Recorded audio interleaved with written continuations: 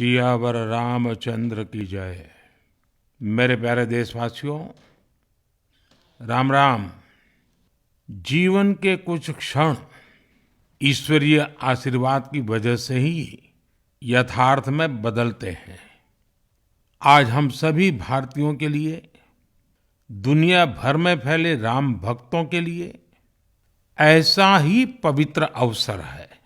हर तरफ प्रभु श्री राम की भक्ति का अद्भुत वातावरण, चारों दिशाओं में राम नाम की धुन, राम भजनों की अद्भुत सौंदर्य माधुरी।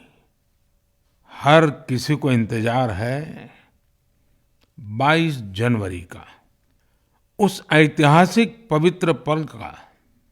और अब अयोध्या में रामलला की प्राण प्रतिष्ठा में केवल 11 दिन ही बचे हैं।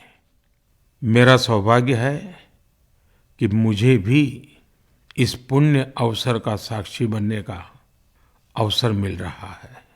ये मेरे लिए कल्पनातीत अनुभूतियों का समय है। मैं भावुक हूँ, भाव विह्वल हूँ।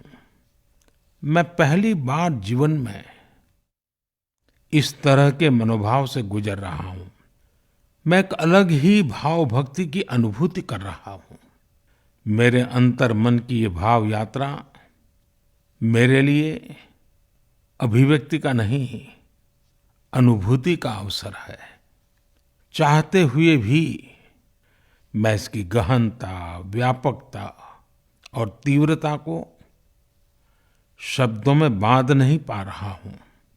आप भी भली भांति मेरी स्थिति समझ सकते हैं।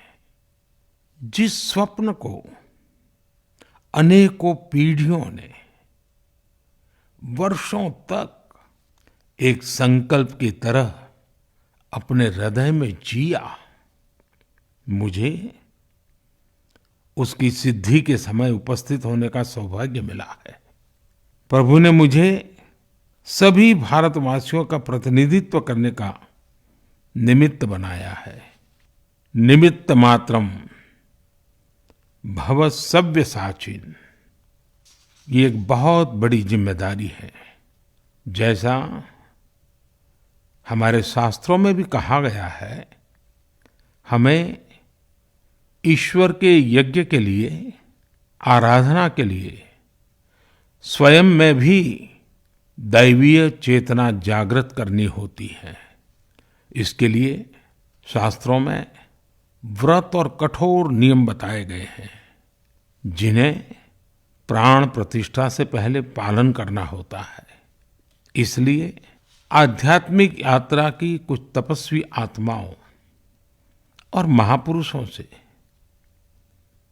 मुझे जो मार्गदर्शन मिला, उन्होंने जो यम नियम सुझाए हैं, उसके अनुसार मैं आज से 11 दिन का विशेष अनुष्ठान आरंभ कर रहा हूं।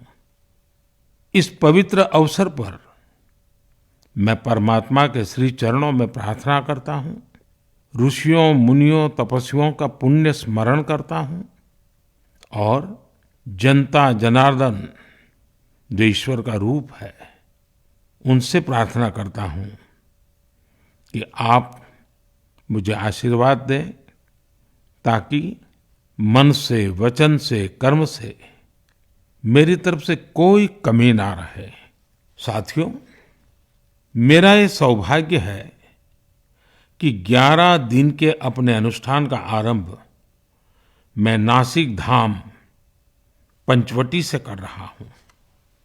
पंचवटी वो पावन धरा है जहां प्रभु श्री राम ने काफी समय बिताया था। और आज मेरे लिए एक सुखद संयोग ये भी है कि आज स्वामी विवेकानंद जी की जन्म जयंती है। ये स्वामी विवेकानंद जी तो थे जिन्होंने हजारों वर्षों से आक्रांतित भारत की आत्मा को झकझोरा था। आज वही आत्मविश्वास भव्य राम मंदिर के रूप में हमारी पहचान बनकर सबके सामने है। और सोने पर सुहागा देखिए, आज माता जीजाबाई जी की जन्म जयंती है। माता जीजाबाई जिन्होंने छत्रपति शिवाजी महाराज के रूप में एक महामानव को जन्म दिया था। आज हम अपने भारत को जिस अक्षुण्ण रूप में देख रहे हैं, इसमें माता जीजाबाई जी का बहुत बड़ा योगदान है। और साथियों, जब मैं माता जीजाबाई का पुण्य स्मरण कर रहा हूँ तो सहज रूप से मुझे अपनी माँ की याद आना बहुत स्वाभाविक है। मेरी माँ जीवन के अंत तक माला जपते हुए सीताराम का ही नाम भजा करती थी। साथियों, प्राण प्रतिष्ठा की मंगल घड़ी, चराचर सृष्टि का वो चैतन्य पल, आध्यात्मिक अनुभूति का वो अवसर, गर्भगृह में उस पल क्या कुछ नहीं होगा। साथियों, शरीर के रूप में तो मैं उस पवित्र पल का साक्षी बनूंगा ही, लेकिन मेरे मन में, मेरे हृदय के हर स्पंदन में 140 करोड़ भारतीय मेरे साथ होंगे। आप मेरे साथ होंगे, हर राम भक्त मेरे साथ होगा और वो चैतन्य पल हम सबकी साझी अनुभूति होगी। मैं अपने साथ राम मंदिर के लिए अपने जीवन को समर्पित करने वाले अनगिनत व्यक्तित्वों की प्रेरणा लेकर जाऊंगा। त्याग तपस्या की वो मूर्तियां, 500 साल का धैर्य, दीर्घ धैर्य का वो काल, अनगिनत त्याग और तपस्या की घटनाएं, दानियों की, बलिदानियों की गाथाएं, कितने ही लोग हैं जिनके नाम तक कोई नहीं जानता, लेकिन जिनके जीवन का एकमात्र ध्येय रहा है भव्य राम मंदिर का निर्माण। ऐसे असंख्य लोगों की स्मृतियां मेरे साथ होगी।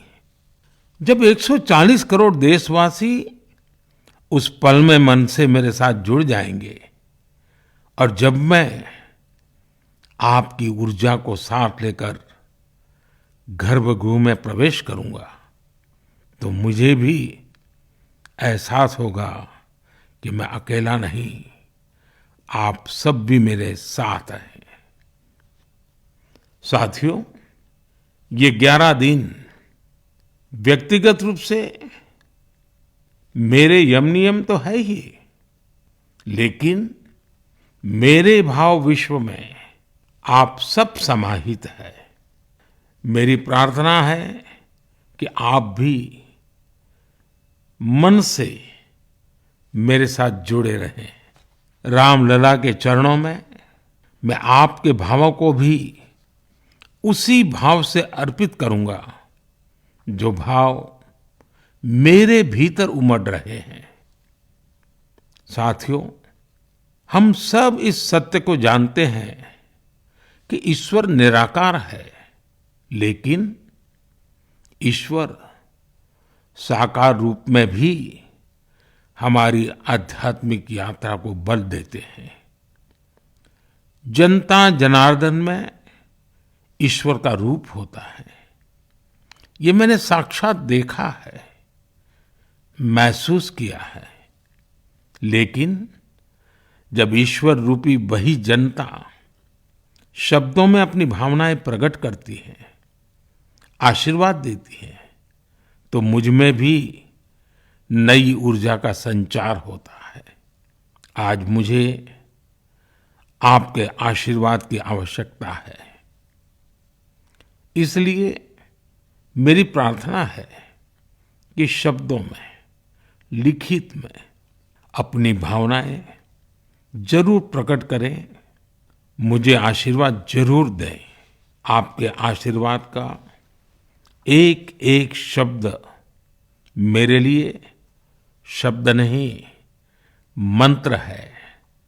मंत्र की शक्ति के तौर पर वो अवश्य काम करेगा। आप अपने शब्दों को, अपने भावों को नमो ऐप के माध्यम से सीधे मुझ तक पहुंचा सकते हैं। आइए हम सब प्रभु श्री राम की भक्ति में डूब जाएं। इसी भाव के साथ आप सभी राम भक्तों को कोटि कोटि नमन। जय सिया राम, जय सिया राम, जय सिया राम।